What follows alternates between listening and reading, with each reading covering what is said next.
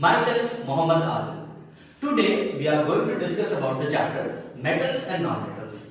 Let me make it very clear कि we will be discussing about the basics of metals and non-metals. हम लोग basics metals and non-metals की बात करेंगे, जो कि आपके CBSE बोर्ड में क्लास 8th में आपको मिल जाएगा, and we will continue till class 10th.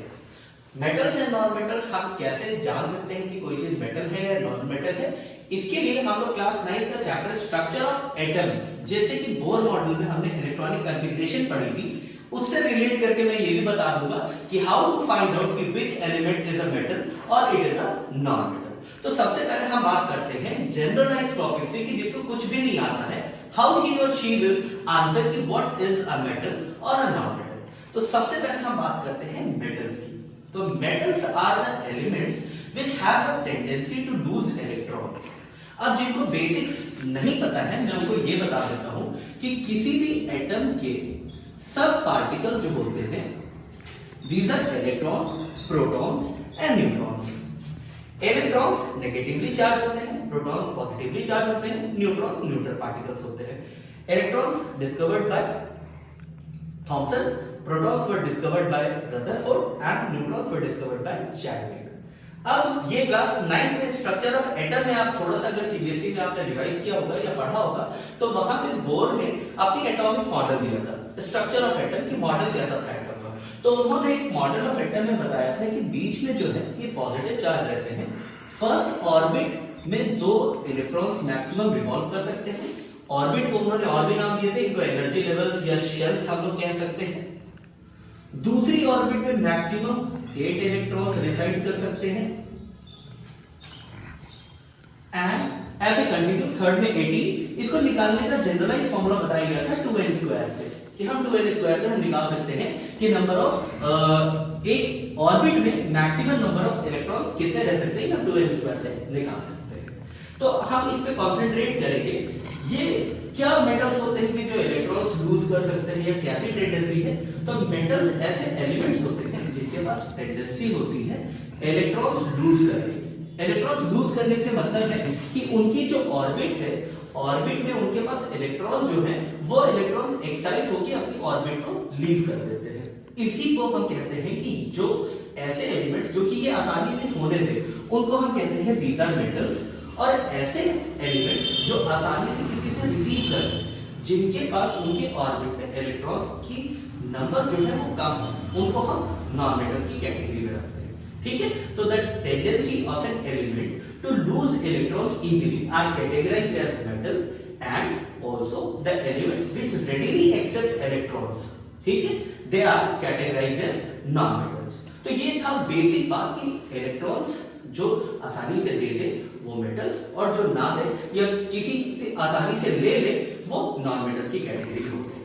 अब बात हम करते हैं इनकी कुछ फिजिकल प्रॉपर्टीज की, कि मेटल्स की कुछ फिजिकल प्रॉपर्टीज के बारे में डिस्कस करते हैं। सबसे पहले बात करते हैं फिजिकल स्टेट। तो metals are generally categorized as metals are being solid. ठीक है, कुछ एक्सेप्शंस है, तो मैं इन डिटेल डेप्थ में बाद में आऊंगा कि जैसे सोडियम के एक्सेप्शंस है, पोटेशियम का है, we will come in depth later. हमारे नेक्स्ट पार्ट जो वीडियो आएगा मैं उस पर इन चीजों की डेप्थ में भी बात करूंगा। अभी सिर्फ एक जनरलाइज्ड वे में हम डिस्कशन करने जा रहे हैं कि चीजें क्या होती हैं। मेल्टिंग एंड बॉइलिंग पॉइंट की बात करते हैं। मेल्टिंग और बॉइलिंग पॉइंट मेटल्स का हाई होता है और नॉन मेटल्स का लो होता है। मैलिएबिलिटी ये एक अपने आप में प्रॉपर्टी है। What is malleability? किसी भी एक एलिमेंट को अगर हम हिट करते हैं तो वो टूट जाता है या वो क्रश होके एक शीट बना देता है। इस प्रॉपर्टी को हम मैलिएबिलिटी कहते हैं। तो एज वी आर नोइंग या as we are aware, metals are malleable. तो मेटल्स को हम ठोक के या पीट के पतली पतली शीट्स बना सकते हैं। जैसे कि घर में देखा होगा अक्सर कि ये ट्रक्स वगैरह जो होते हैं एल्यूमिनियम शीट्स यूज होती हैं, या फैक्ट्री इंडस्ट्रीज में आयरन शीट्स यूज होती हैं, एल्यूमिनियम यूज होती है, स्टेनलेस स्टील यूज होती है। तो बेसिकली ये मैलिएबिलिटी उनकी दिखाती है कि मेटल्स मैलिएबल होते हैं। डक्टिलिटी की बात करते हैं, तो डक्टिलिटी क्या होती है? डक्टिलिटी एक ऐसी प्रॉपर्टी है जिसमें किसी मेटल से हम क्या कर सकते हैं, उनको स्ट्रेच कर सकते हैं वायर बनाने के पर्पस से। तो in this property is called ductility. The property by which the metals can be stretched into a wire, this property is called as ductility. ठीक है, डक्टिलिटी मेटल्स शो करते हैं, non metals do not show ductility और are non ductile. Exceptions फिर मैं कह रहा हूं कि इन डेप्थ में नहीं जा रहा हूं, ठीक है, इन डेप्थ में हम अपने नेक्स्ट पार्ट में डिस्कस करेंगे क्लास 10 के पर्सपेक्टिव से, इन डेप्थ में इसको डिटेल में। फिजिकल अपीयरेंस की बात करते हैं तो मेटल्स लस्टरस होते हैं, मतलब शाइन करते हैं। स्पेसिफिक टर्म लस्टर हम यूज करते हैं, we use the specific term luster which denotes shine या brightness of an object। तो metals are shiny, कहते हैं metals shiny होते हैं, ठीक है, जब कट करेंगे उनको तो जो उनका पॉलिश सरफेस होगा वो हमेशा शाइनी होगा, नॉन मेटल्स कंपैरेटिवली नहीं होते हैं। बात करते हैं नेचर की, इलेक्ट्रोपॉजिटिव और इलेक्ट्रोनेगेटिव, ये मैं अभी फिलहाल के लिए इस पे स्टार मार्क कर रहा हूं, अभी आपको एक्सप्लेन कर रहा हूं कि ये इलेक्ट्रोपॉजिटिव या इलेक्ट्रोनेगेटिव क्या होता है। कंडक्टिविटी की बात करते हैं, मेटल्स इलेक्ट्रिसिटी और हीट अच्छे से कंडक्ट कर सकते हैं, these are good conductors, where non metals are not. फिर एक्सेप्शंस हैं कुछ, उनको आगे डिटेल्स में देखते हैं। टाइप्स ऑफ कंपाउंड की बात करते हैं, मेटल्स हमेशा आयनिक कंपाउंड फॉर्म करते हैं और non metals covalent compound form करते हैं। आयनिक और कोवेलेंट क्या होते हैं ये मैं आपको अभी एक्सप्लेन कर दे रहा हूं। एक प्रॉपर्टी और होती है दिस इज कॉल्ड सोनोरिटी या सोनरस। सोनोरिटी या सोनरस क्या होते हैं, अगर हम किसी मेटल्स को या किसी एलिमेंट को हीट करते हैं और अगर वो साउंड प्रोड्यूस कर रहे हैं तो उस प्रॉपर्टी को सोनोरिटी या सोनरस मेटल्स बोलते हैं।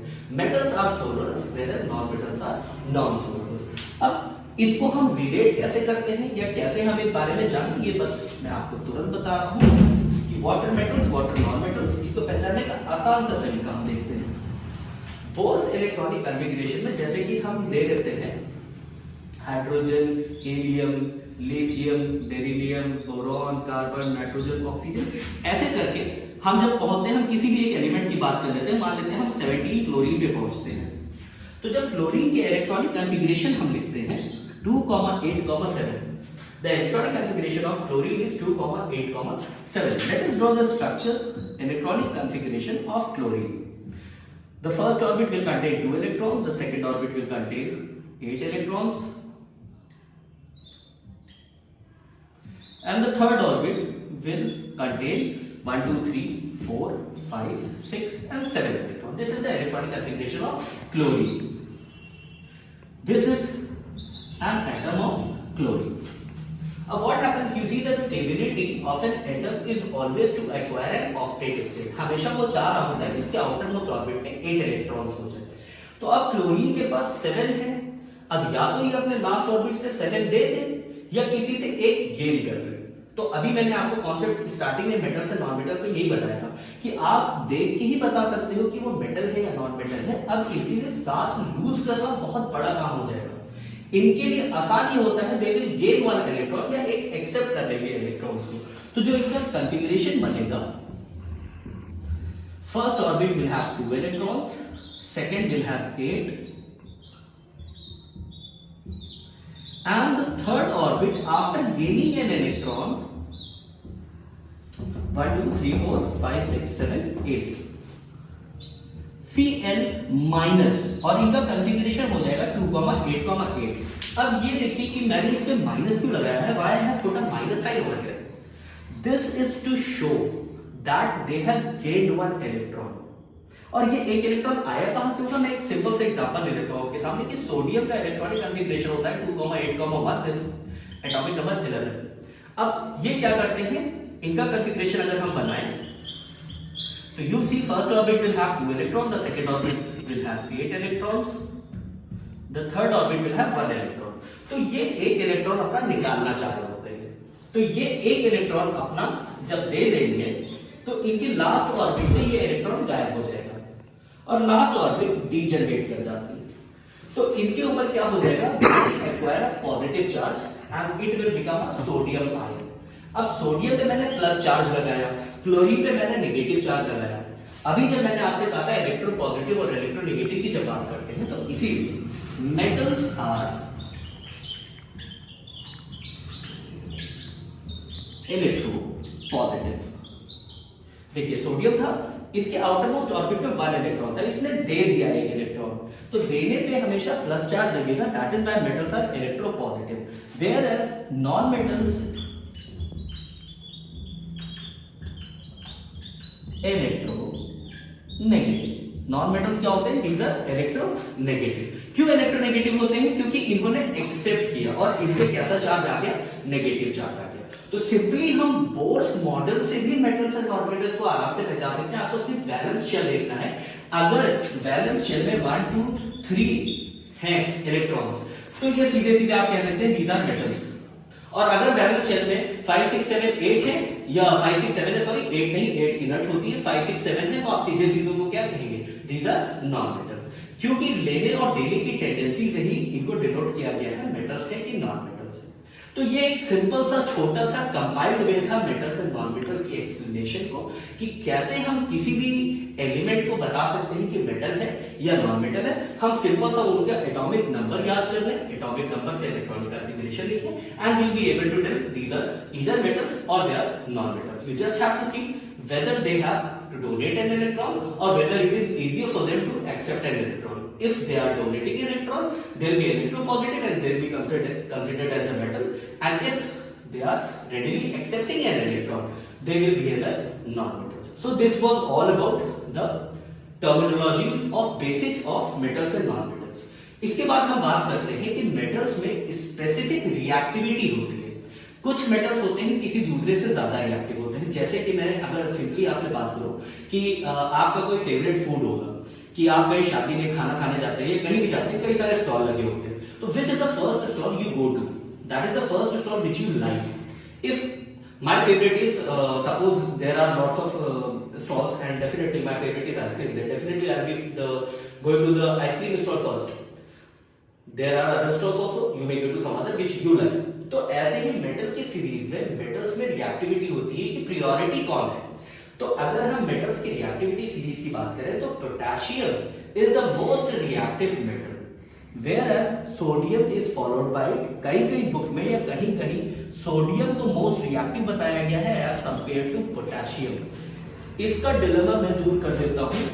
सोडियम और पोटेशियम की अगर हम बात करते हैं तो सोडियम में आप देखते हैं सोडियम का इलेक्ट्रॉनिक कॉन्फ़िगरेशन है 2,8,1, जबकि पोटेशियम का इलेक्ट्रॉनिक कॉन्फ़िगरेशन आप देखेंगे 2,8,8,1। दोनों के लास्ट ऑर्बिट में एक इलेक्ट्रॉन है, तो इसका मतलब है दोनों आसानी से दे देंगे electron, they both behave as metal, लेकिन दोनों में ज्यादा रिएक्टिव कौन है। इसका डिलेमा इस बात से दूर कर सकते हैं कि जो पोटेशियम है इनके पास थर्ड ऑर्बिट है, सोडियम के पास थर्ड ऑर्बिट में ही एक इलेक्ट्रॉन है।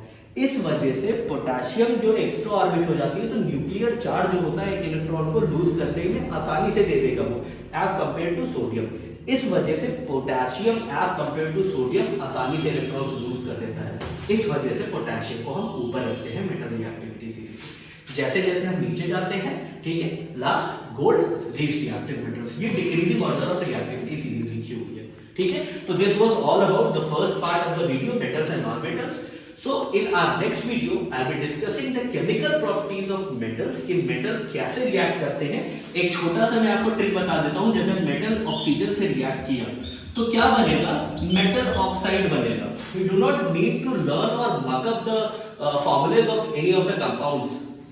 You do not need to mug up. You just need to remember this formula कि metal plus oxygen will give you metal oxide। अब metal की जगह आप कोई भी metal रख लो, सपोज आयरन रख लो, ऑक्सीजन रख लो, या मैग्नीशियम रख लो, ऑक्सीजन रख लो, what you get will get MgO, balance करना रख लो MgO। तो this is just one step I showed you कि what will be discussing in our next video. So thank you for being patient and hearing to me. This was Adil on behalf of my team members and behalf of my family, friends. I would like to thank you for showing all the love and support that you all have been spreading upon the channel, and definitely I would like you to all subscribe the video, and love you all and see you in the next video. Thank you.